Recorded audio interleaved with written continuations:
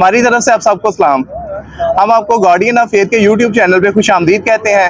آپ ہمارے اس چینل کو لائک اور سبسکرائب کریں تاکہ ہماری ہر آنے والی نئی ویڈیو آپ تک سب سے پہلے پہنچ سکے۔ اگر آپ کو ببلیکلی کوئی بھی کویسچن ہے تو آپ ہمارے یوٹیوب، ٹک ٹاک، انسٹاگرام میں کمنٹ سیکشن میں بتا سکتے ہیں تاکہ پاسٹر شراز صاحب آپ کو ببلیکلی اس کا آنسر دے سکیں۔ شکریہ۔ مسیح یسوع میں آپ سب کی سلامتی ہو۔ جب ہم باہم خدا کے گھر میں جمع ہوتے ہیں اور خدا کے کلام پر غور کرتے ہیں یا اس کی طرف توجہ کرتے ہیں تو ہمارا بنیادی مقصد یہ ہوتا ہے کہ اپنے منجی خداوند یسوع مسیح کے جلال پر غور کریں۔ اور آج تلاوت کردہ آیات کی روشنی میں جو کہ عبرانیوں کے خط اس کے دوسرے باب کی 9ویں آیت سے 18ویں آیت پر مبنی ہے، ان کی روشنی میں ہم خداوند یسوع مسیح کے جلال پر غور کریں گے۔ عبرانیوں کا خط بنیادی طور پر یہودیوں کو لکھا گیا، اور جن یہودیوں کو لکھا گیا ان میں بھی دو اقسام تھیں، دو طرح کے یہودی تھے۔ ایک وہ یہودی تھے جو مسیح یسوع پر ایمان لائے تھے اور خدا کے کلام کو، انجیل کے پیغام کو سمجھتے تھے، اور دوسرے وہ تھے جو مسیح پر ایمان لانا چاہتے تھے لیکن ان کے ذہان میں مختلف سوالات تھے جن کی وضاحت درکار تھی۔ اور عبرانیوں کے خط کا مصنف جو ہے ان کے اذہان میں پائے جانے والے سوالوں کی وضاحت میں اس خط کو تحریر کرتا ہے اور یہ ثابت کرتا ہے کہ خداوند یسوع مسیح حقیقی نجات دہندہ ہے۔ جیسا کہ رومیو 5واں باب اس کی 6ویں آیت میں لکھا ہے، جب ہم کمزور ہی تھے تو عین وقت پر مسیح بے دینوں کی خاطر موا۔ اور رومیو 5واں باب اس کی 8ویں آیت میں لکھا ہے، خدا اپنی محبت کو ہم پر یوں ظاہر کرتا ہے کہ جب ہم گنہگار ہی تھے تو مسیح ہماری خاطر موا۔ نجات گنہگاروں کے لیے ہے، نجات ان کے لیے ہے جو مسیح یسوع پر ایمان لاتے ہیں اور اپنے گناہوں کا اقرار کرتے ہیں۔ نجات ان کے لیے نہیں جو اپنے آپ کو راست باز مانتے ہیں، نجات ان کے لیے ہے جو خدا کے حضور آتے ہیں، اپنے گناہوں کا اقرار کرتے ہیں اور مسیح یسوع پر ایمان لاتے ہیں، وہ نجات حاصل کرتے ہیں۔ جو اپنے آپ کو راست باز سمجھتے ہیں ان کے لیے نجات نہیں ہے۔ مسیح کن کے لیے ہوا؟ بے دینوں کی خاطر۔ مسیح کن کے لیے ہوا؟ گنہگاروں کے لیے ہوا۔ اور خداوند یسوع مسیح نہ صرف حقیقی نجات دہندہ ہے بلکہ واحد نجات دہندہ ہے۔ اور خدا کے پاک کلام میں بڑی وضاحت سے اسے بیان کیا گیا ہے۔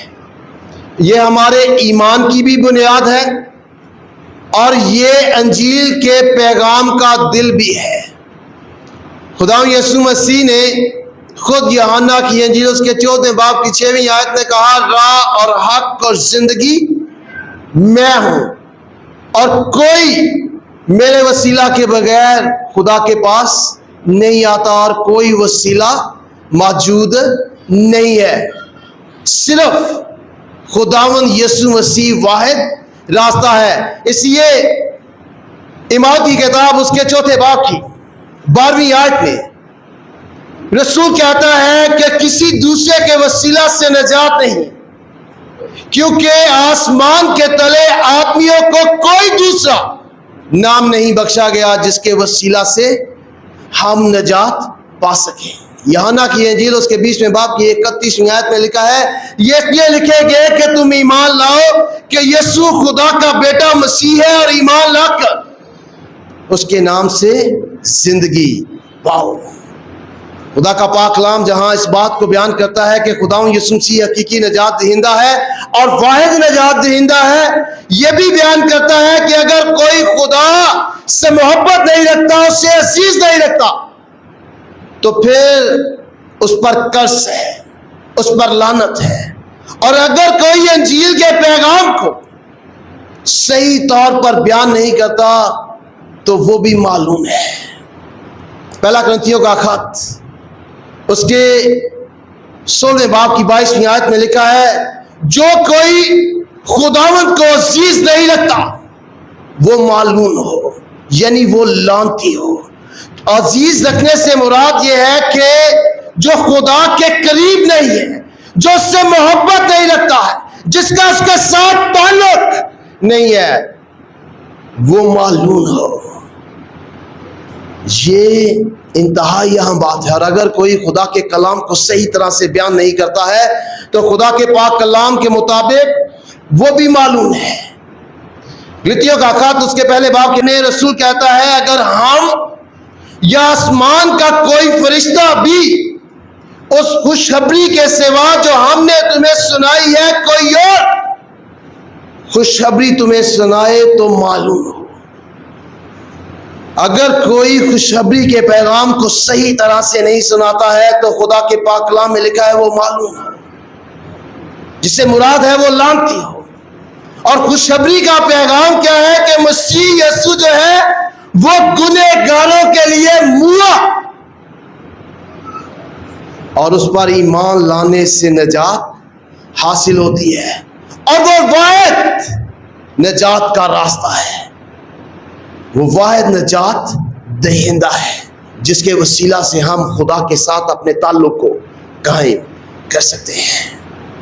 اس لیے خدا کے پاک کلام میں پہلا تموتھیوس اس کے 2 باب کی 5ویں آیت میں لکھا ہے، کیونکہ خدا ایک ہے اور خدا اور انسان کے بیچ میں درمیانی بھی ایک ہے، یعنی یسوع مسیح جو انسان ہے۔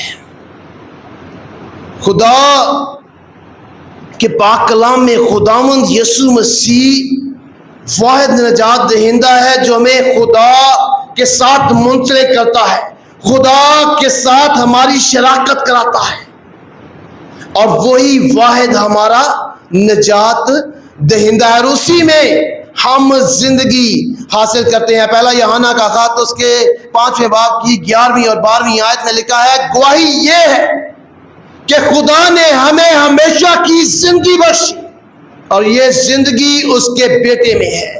جس کے پاس بیٹا ہے اس کے پاس زندگی ہے، اور جس کے پاس بیٹا نہیں اس کے پاس زندگی بھی نہیں ہے۔ اسی رومیو کا خط اس کے 10ویں باب کی 9ویں آیت میں لکھا ہے کہ اگر تو اپنی زبان سے یسوع کے خداوند ہونے کا اقرار کرے اور اپنے دل سے ایمان لائے کہ خدا نے اسے مردوں میں سے جلایا ہے تو نجات پائے گا۔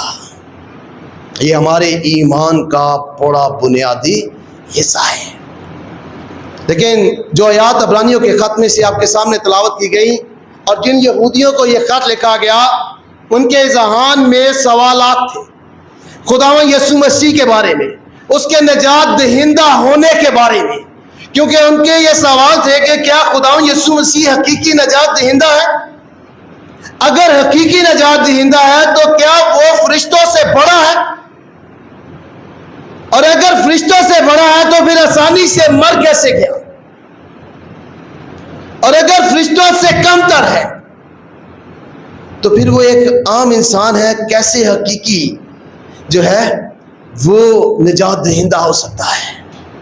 عبرانیوں کے خط کا مصنف ان سوالات کا جو ہے وہ اپنے خط میں جواب دیتا ہے، اور عبرانیوں کے خط اس کے پہلے باب کی 4 آیت سے 14 آیت میں وہ یہ ثابت کرتا ہے کہ خداوند یسوع مسیح جو ہے فرشتوں سے بزرگ ہے، بڑا ہے، اور وہ کہتا ہے کہ خدا نے فرشتوں سے نہیں بلکہ اپنے بیٹے سے کہا کہ تو میری دائنی طرف بیٹھ جب تک کہ میں تیرے دشمنوں کو تیرے پاؤں کے تلے چوکی نہ کر دوں۔ یہ بیٹے سے کہا گیا ہے۔ یہودی یہ جانتے تھے کہ فرشتے جو ہیں وہ آسمانی مخلوق ہیں، ان کا براہ راست واسطہ ہے خدا کے کلام سے خدا کے ساتھ، اور وہ خدا کی عبادت کرتے ہیں۔ لیکن جب ہم دوسرے باب کی 9ویں آیت کو پڑھتے ہیں تو وہاں وہ کہتا ہے کہ وہ فرشتوں سے کچھ ہی کم کیا گیا ہے. خداوند یسوع مسیح کے بارے میں 9ویں آیت میں یہ لکھا ہے کہ یہ خدا کے فضل سے ہے کہ وہ ہر آدمی کے لیے موت کا مزہ چکھے. خداوند یسوع مسیح کی پیدائش ہی موت کے لیے ہوئی. بیت الحم میں پیدا ہونا کلوری میں قربان ہونے کے لیے تھا.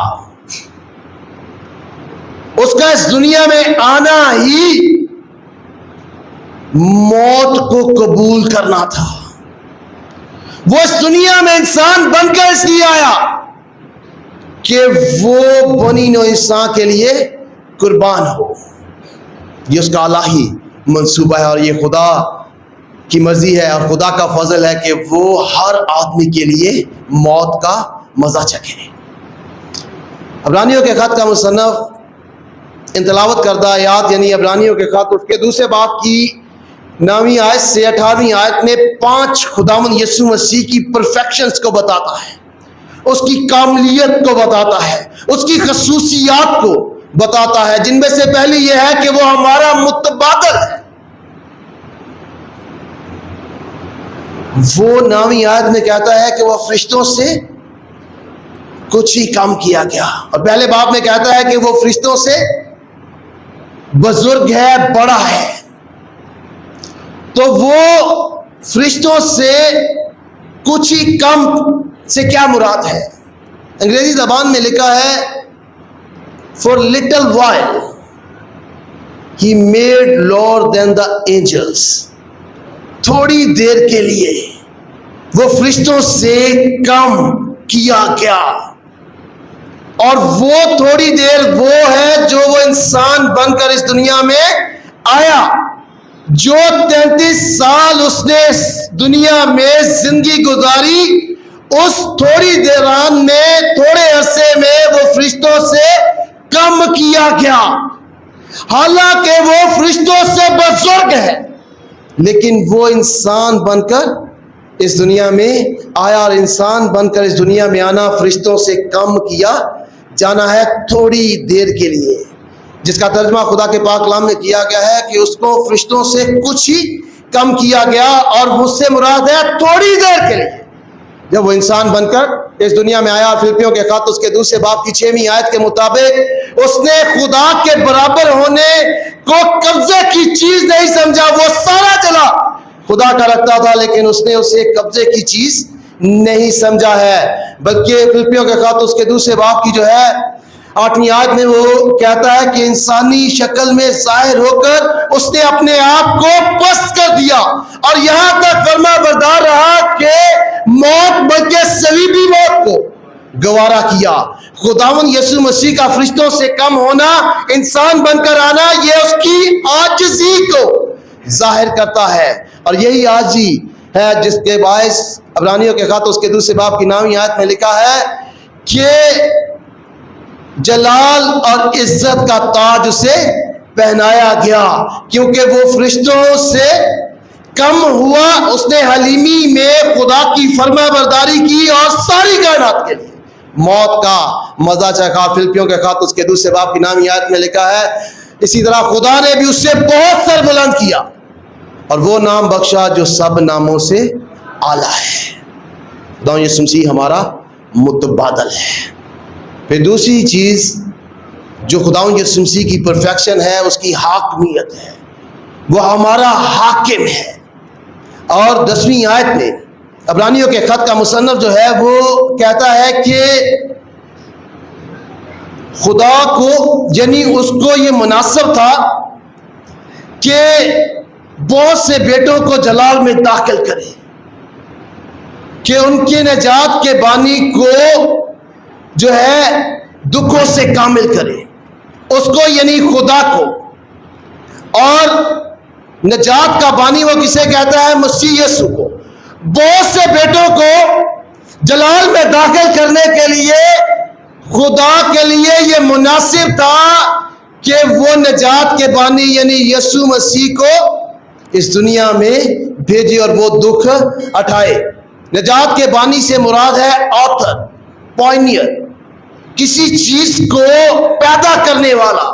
اور خداوند یسوع مسیح نجات کو پیدا کرنے والا ہے اور وہ زندگی کا بھی مالک ہے. اعمال کی کتاب اس کے 30 باب کی 15ویں آیت میں اسے زندگی کا مالک کہا گیا ہے. وہ ہمیشہ سے خود مختار رب ہے، لیکن وہ بطور انسان جو ہے یہاں زندگی بسر کرتا ہے. اور دوسرا کرنتھیوں کا خط اس کے 5ویں باب کی 15ویں آیت کے مطابق وہ حاکم جو ہے سب کے لیے ہوا کہ جو جیتے ہیں وہ آگے کو اپنے لیے نہ جیے بلکہ اس کے لیے جیے جو ان کے لیے ہوا اور پھر جی اٹھا. یہ اس کی حاکمیت میں زندگی دینے کو ظاہر کرتا ہے. اور میں اور آپ جانتے ہیں کہ ہماری زندگی میں خداوند یسوع مسیح کی حاکمیت کتنی ہے. جو ہمارے لیے ہوا ہم کیا اس کے لیے جیتے ہیں؟ جو ہمارے لیے جس نے دکھ اٹھائے، جس نے مصیبت اٹھائی، جو ہمارے لیے مصلوب ہو گیا.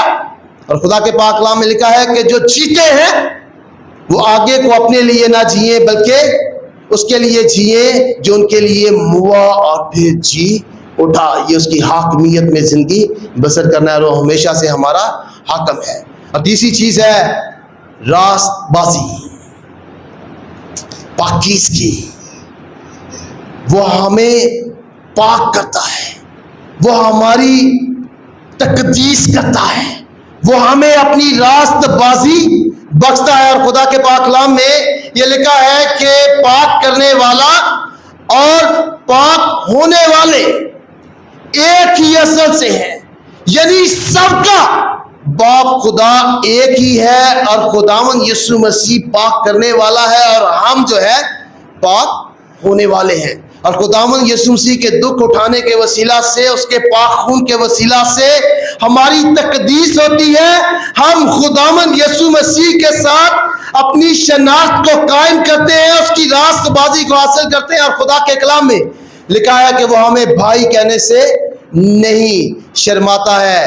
اور عبرانیوں کا خط اس کے 11ویں باب کی 16ویں آیت کے مطابق مسیح یسوع کے وسیلہ سے خدا ہمارا خدا کہلانے سے نہیں شرماتا ہے. یہ خداوند یسوع مسیح کی وجہ سے ہے. جب خدا ہمیں دیکھتا ہے تو وہ ہمارے گناہوں کو نہیں دیکھتا ہے. جب آسمان سے خدا ہمیں دیکھتا ہے تو ہمارے گناہوں کو نہیں دیکھتا. وہ ہم میں پائے جانے والی مسیح یسوع کی راست بازی کو دیکھتا ہے. اور اس راست بازی کے وسیلہ سے ہم خدا کی قربت میں آ سکتے ہیں، خدا کے حضور آ سکتے ہیں، خدا کے مذبح پر کھڑے ہو سکتے ہیں، خدا کا نام اپنی زبان سے لے سکتے ہیں، اس سے التجا، دعا، منت اور فریاد کر سکتے ہیں، اس کی میز میں حاضر ہو سکتے ہیں. کیونکہ خداوند یسوع مسیح کی راست بازی ہمیں اس قابل بناتی ہے کہ ہم خدا کے حضور آ سکیں اور خدا کو باپ کہہ کر پکار سکیں اور خداوند یسوع مسیح کے ساتھ اس کی میراث میں شامل ہو سکیں. چوتھی چیز ہے موت پر فتح، شیطان پر فتح. اور خدا کے پاک کلام میں لکھا ہے کہ خداوند یسوع مسیح نے موت کے وسیلہ سے اسے جسے موت پر قدرت حاصل تھی یعنی ابلیس کو تباہ کر دیا.